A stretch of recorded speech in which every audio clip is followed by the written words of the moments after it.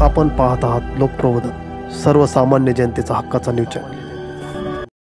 सरन्यायाधीश माननीय भूषण गवई साहेब यांच्यावर भ्याड हल्ला करण्याचा प्रयत्न करणाऱ्या संविधान विरोधी वकिलाचा जाहीर निषेध करण्यासाठी मालेगाव येथे जाहीर निषेध सभा घेण्यात आली।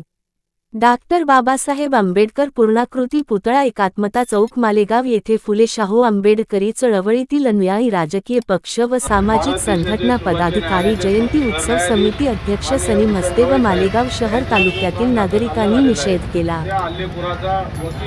राकेश किशोर या समाजकंटकाचा मी सर्व समाज बांधवांतर्फे डॉक्टर बाबासाहेब आंबेडकर मध्यवर्ती जयंती उत्सव समितीतर्फे या समाजकंटक वकील राकेश किशोरचा जाहीर निषेध करतो।